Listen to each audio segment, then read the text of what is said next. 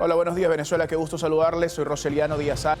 Feliz el inicio a esta semana y además a este programa. Esto es Punto de Vista. Hoy conversábamos con Germán Márquez Gil, quien es ingeniero petrolero, además de profesor universitario, sobre distintos temas en el ámbito de hidrocarburo.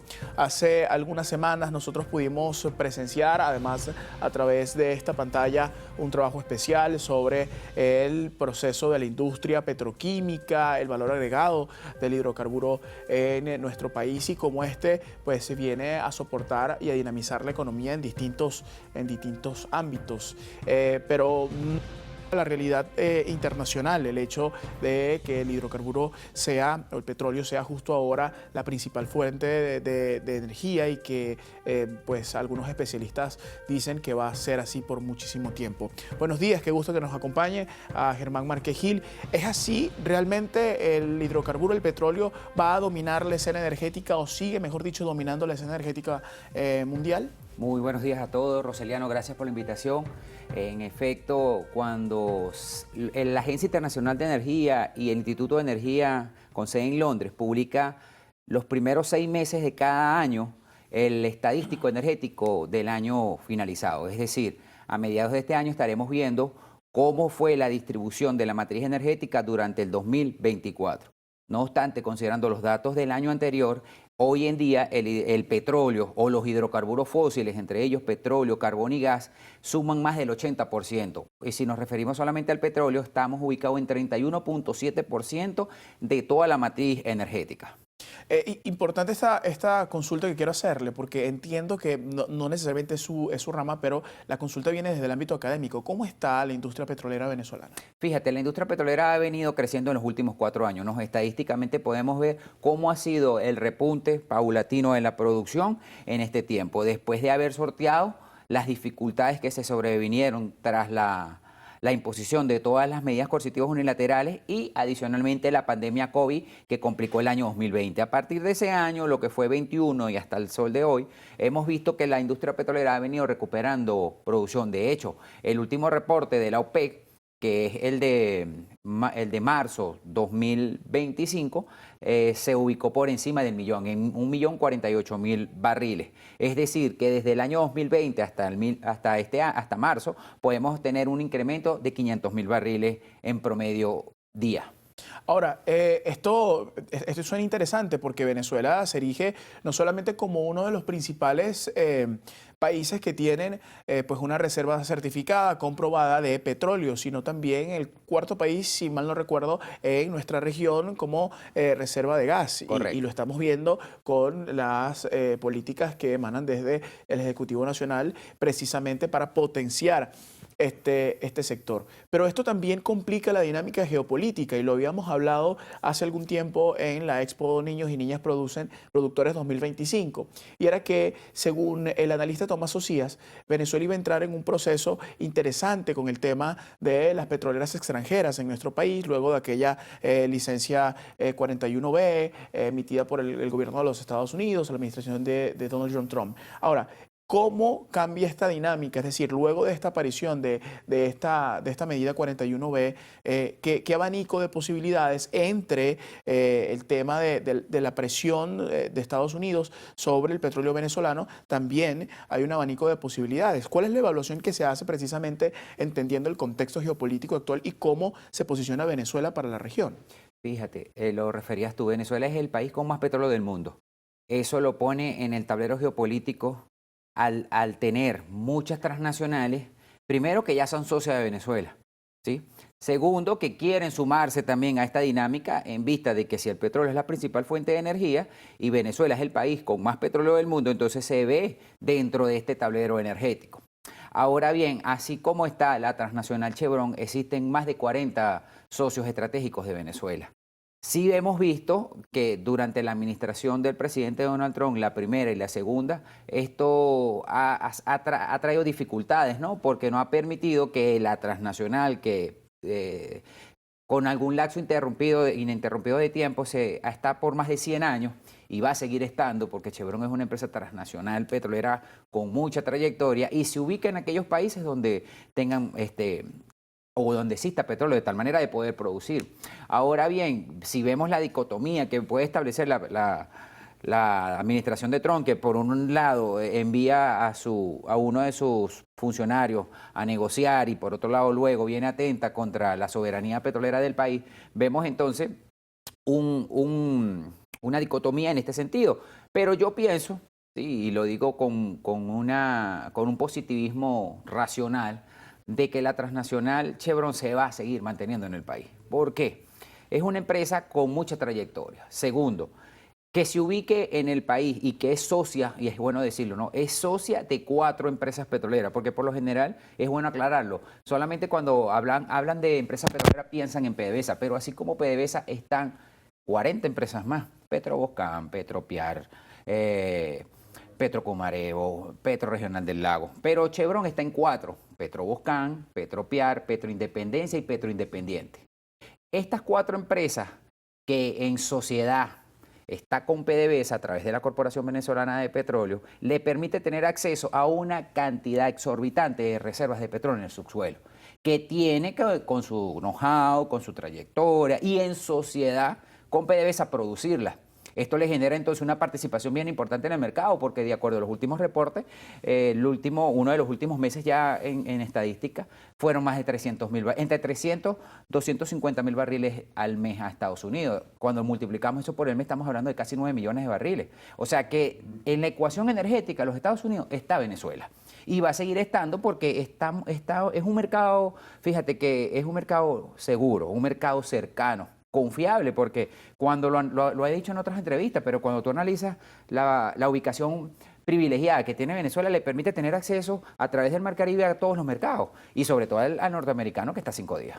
Ahora, mucho se dice y escuchamos entonces aquella premisa de geografía económica con el Balancín, el libro de quinto año de bachillerato. Dice, bueno, no, pero es que toda la maquinaria de procesamiento del petróleo, de sus productos estadounidenses, está construida para atender el petróleo pesado y extrapesado que se produce en Venezuela. Es una sinergia que hay entre los dos países, entre las dos economías. ¿Funciona realmente así? ¿O el petróleo pesado y extrapesado que se saca, que se explota desde Venezuela puede ser fácilmente comercializado en la India, en Rusia, surtir gas a Europa del Este?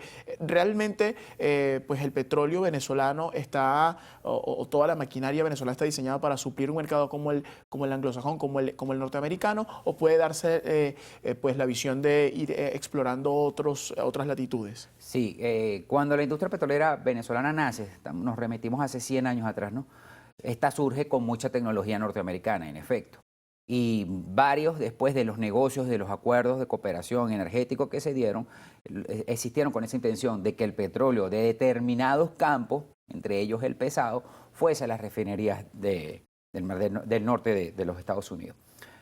Sí, hay mucha de la infraestructura que tienen construido ellos, mucha refinería de las que ellos tienen, para procesar el petróleo venezolano. No obstante, también se han venido desarrollando acuerdos energéticos. La India, muy bien lo mencionabas tú, donde Reliance se llevaba el petróleo pesado de Venezuela. Entonces, hay mercado para el petróleo venezolano. Además que este se usa como blend, sí, para realizar mezclas. Entonces, no necesariamente este petróleo va a refinerías puntuales. Puede mezclarse con otros crudos más livianos, generar una dieta que las refinerías fácilmente pueden procesar.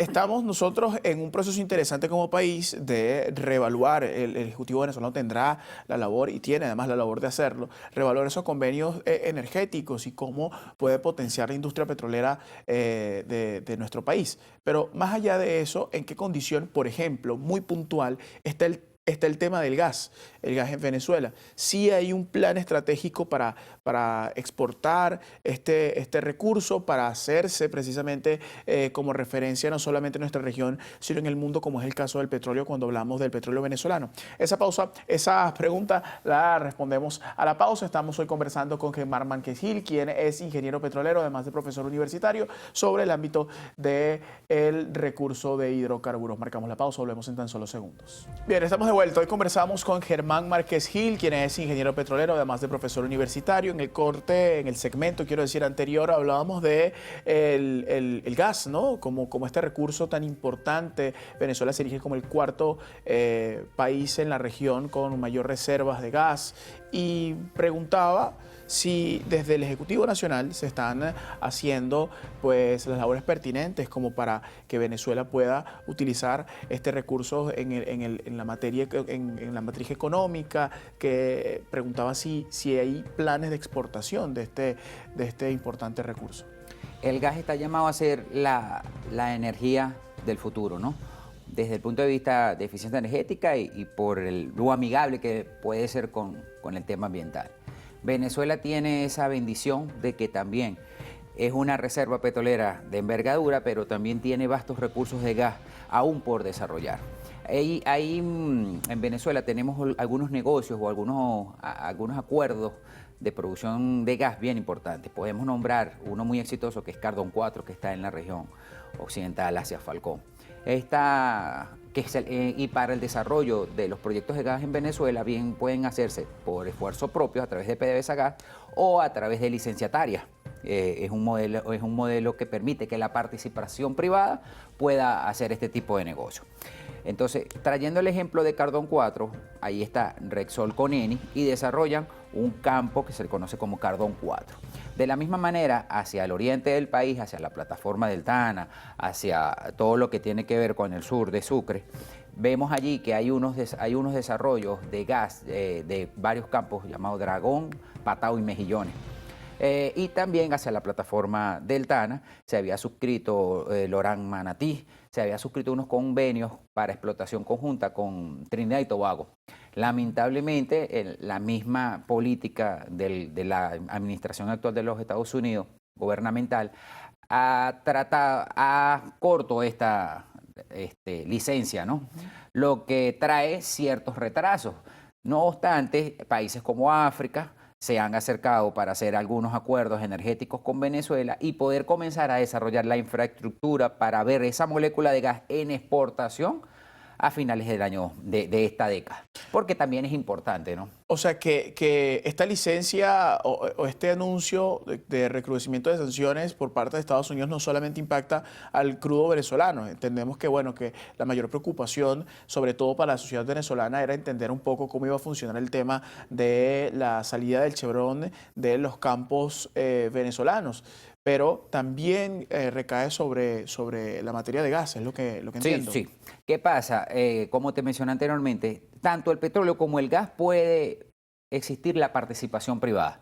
Ojo, bajo el reglamento, bajo todo el marco jurídico venezolano, ¿sí? Porque a partir de la Constitución de 1999 le corresponde la administración, explotación y resguardo de los yacimientos al Ejecutivo Nacional a través ya sea de PDVSA o permitiendo la participación privada, eso sí, con mayoría accionaria a través de CBP le corresponde a PDVSA.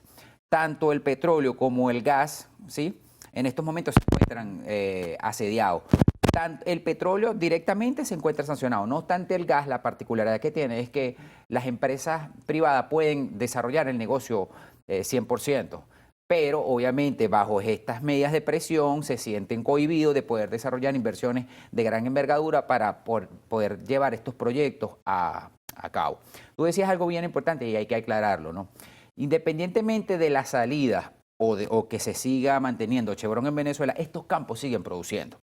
Yo tenía una discusión con unos amigos y les decía, pero fíjate, la ley de hidrocarburos, el marco contractual jurídico venezolano, dice que cualquier infraestructura que se desarrolle en el país le pertenece al Estado, independientemente que tenga o no sociedad. Jocosamente hablaba con unos amigos y les decía, lo único que se puede llevar Chevron son los suberines que tengan sus funcionarios en la oficina, más nada.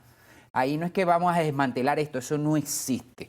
No existe desde el punto de vista jurídico ni contractual manera de que Chevron realice un desmantelamiento de la infraestructura petrolera que está en el país. Por tanto, con Chevron o sin Chevron, la industria petrolera y esos campos en particular van a seguir produciendo. Ahora, hablabas de algo importante, ¿no? Del tema de la inversión. Cuando hablamos de inversión, no solamente hablamos del proceso que hace el Estado venezolano, sino también de empresas extranjeras. Hasta el momento, como especialista en el área, hay negociaciones con otras petroleras que no necesariamente sean parte de la maquinaria de Estados Unidos en ese sector. Pudiésemos estar explorando otros mercados. ¿Cómo está la situación a lo interno? El presidente ha hecho un llamado, sí, a la inversión privada. A través del Centro de Inversión Productiva se ha captado inversionistas que de una u otra manera no acatan las sanciones o esta medida de presión que el gobierno norteamericano tiene sobre Venezuela. Entonces se han venido sumando empresas transnacionales. Sabemos que hay empresas de mucha envergadura como las que ya hemos mencionado, pero también hay otros nuevos jugadores, otros nuevos players que están en el mercado energético, que partiendo de la premisa con que iniciamos la entrevista, que el petróleo es la principal energía del planeta hasta la actualidad, de que Venezuela es la principal reserva de petróleo del mundo.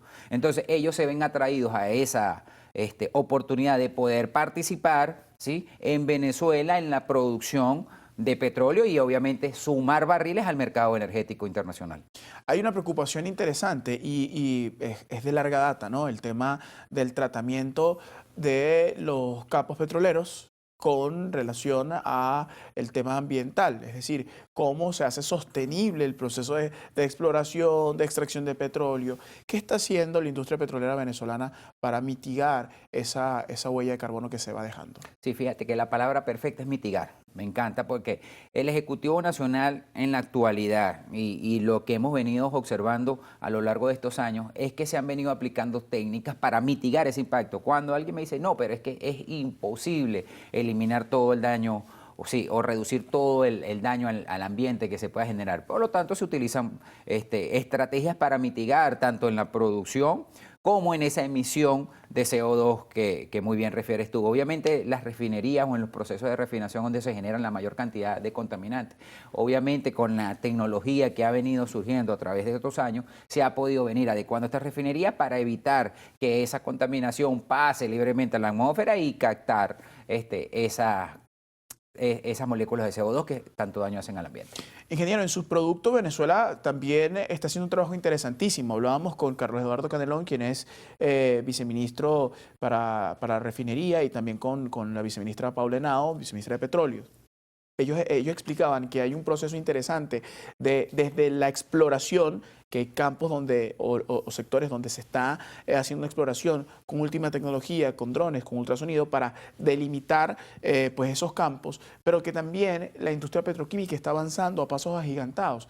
Quería justamente tocar ese tema como experto petrolero, porque ¿qué subproductos Venezuela está trabajando, está haciendo de cara precisamente a dinamizar la economía?